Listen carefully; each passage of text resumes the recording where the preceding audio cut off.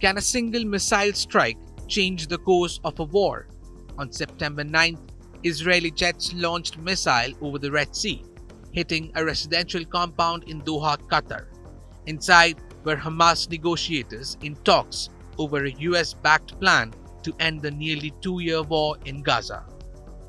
The strike killed a Qatari security officer and the son of Hamas leader Khalil al-Hayya, but the senior Hamas officials, the intended targets, survived. What Israel saw as a tactical blow quickly became a political turning point. The attack outraged Qatar, long a key mediator in the Gaza conflict.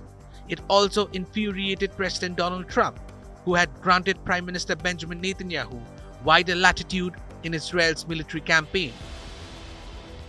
Instead of weakening negotiations, the strike forced Washington to tighten its grip on the peace process.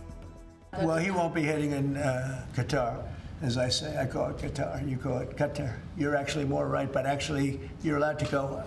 The Emir said, you can say it any way you want, but I've always thought of it as Qatar. I think it's a beautiful sound.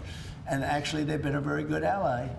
And a lot of people don't know that, but he won't be hitting Qatar. Within weeks, Trump and Netanyahu stood together at the White House, announcing support for a US-brokered framework to end the war. Trump called it one of the greatest days in civilization, while Netanyahu described the plan more cautiously as one that achieves our war aims. The Doha strike also triggered a diplomatic scramble across the region. By September 15th, Arab and Muslim leaders convened an emergency summit in Doha. Publicly, they condemned Israel. Privately, they drew up demands for a ceasefire, halt Israeli military operations, no annexation of Palestinian territory, and a ban on forced displacement. These demands were delivered to US officials at the UN General Assembly later that month. Meanwhile, Jared Kushner, Trump's son-in-law and former Middle East envoy, returned to the negotiating table, working alongside US envoy Steve Witkoff and former British Prime Minister Tony Blair. Kushner faced an uphill task: craft language acceptable to Arab states, Hamas and Israel, all mired in decades of mistrust. Negotiations with Netanyahu were especially challenging. Israeli officials sought to water down the deal, removing references to Palestinian statehood, preventing the Palestinian Authority from governing Gaza, and inserting conditions that could allow Israel to slow or halt withdrawals. American negotiators pushed back. Trump personally joined marathon meetings with Netanyahu in New York, at times cajoling, at times warning that US patience was running thin. Eventually, Netanyahu conceded enough to allow a joint statement. Arab diplomats, however, were frustrated. Last-minute changes tilted the plan towards Israel, even as the final text still referenced a credible pathway to Palestinian self-determination, a phrase Netanyahu had long resisted. Before the deal could be unveiled, Qatar demanded an unprecedented step: an apology from Netanyahu for the September 9 strike in Doha.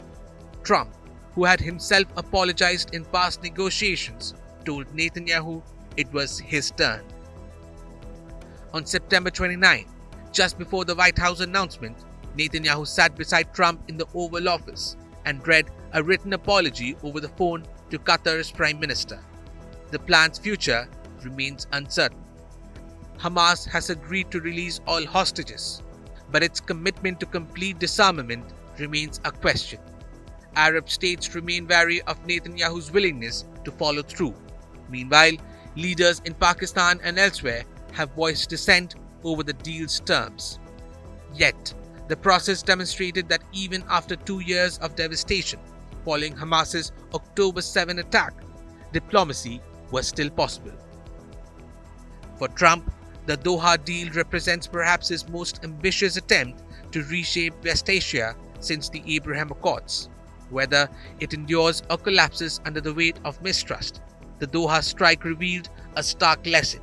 One act of aggression can backfire, and even a president once accused of giving Israel a free hand can bend a stubborn ally toward negotiations.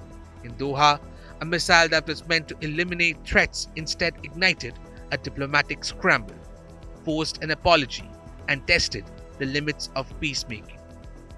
Sometimes, in war and diplomacy alike, the smallest spark can ignite the biggest change. Bureau Report, India Today Global.